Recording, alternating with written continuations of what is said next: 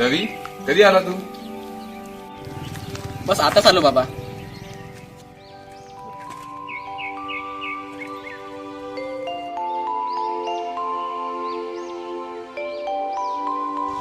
बाबा ताई कशी आहे?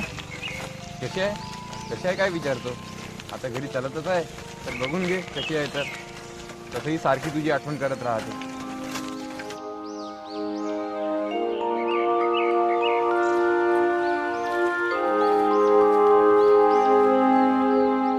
रवी, तू जा घरी, मी येतो थोडं शेतावर.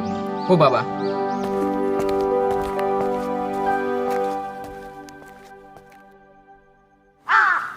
बघ ना गणा, आज पण एका शेतकऱ्याने आत्महत्या केली. कुणास ठाऊक ही शेतकरी आत्महत्या कधी थांबेल.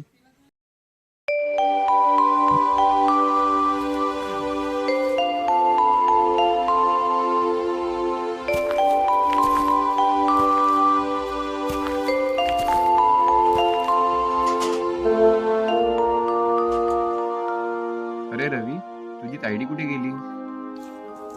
तिच्या मैत्रिणीला लग्नासाठी पाहुणे पाहायला आले बाबा, तर तिला मदतीला नेले.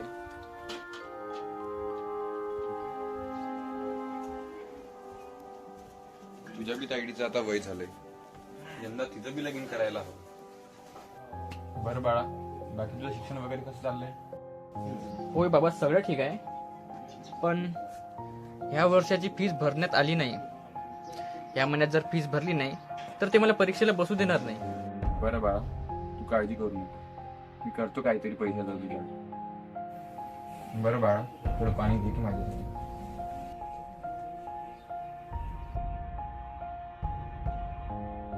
आहे का रामभाऊ घरी?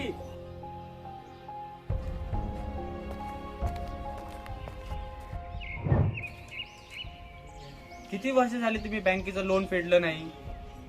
जर यावर्षी सुद्धा तुम्ही बँकेचं कर्ज फेडलं नाही तर बँक तुमची जमीन निलाव करून टाकेल. काही दिवसाची मुदत द्या साहेब, मी करतो काहीतरी तुमच्या पैशाचा जुगाड. एका हप्त्याची मुदत आहे, त्यात करून टाका, नाहीतर मग तुम्हाला समोरचं तर माहीतच आहे. ठीक आहे साहेब, बघतो मी काहीतरी.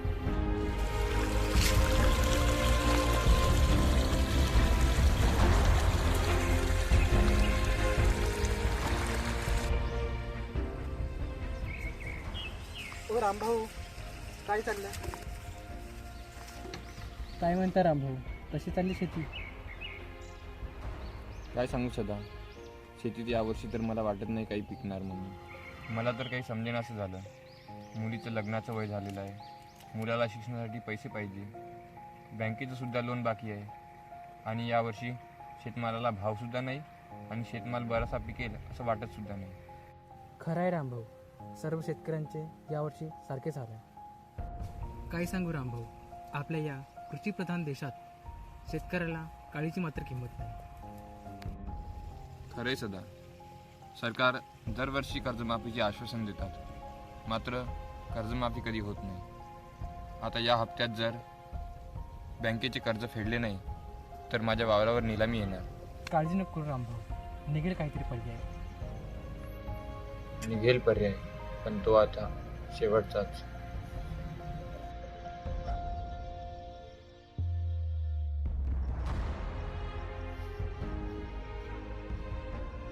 हे शेत माझं काळीज आहे, पण ते आज माझ्या जखमांवर मीठ चोळतंय. पेरणी करताना स्वप्न पेरली, कापणीच्या वेळी मात्र फक्त कर्ज उगवलं.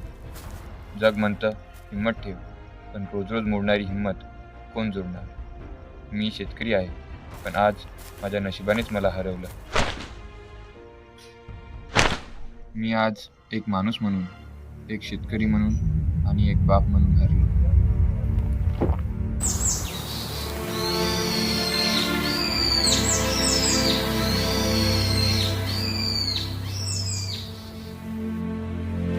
बाबा, शेवटी हे काय केलं तुम्ही? जे नको करायला होतं तेच केलं. तुमच्या वेळेला जगण्याचा मी विचार देखील करू शकत नाही.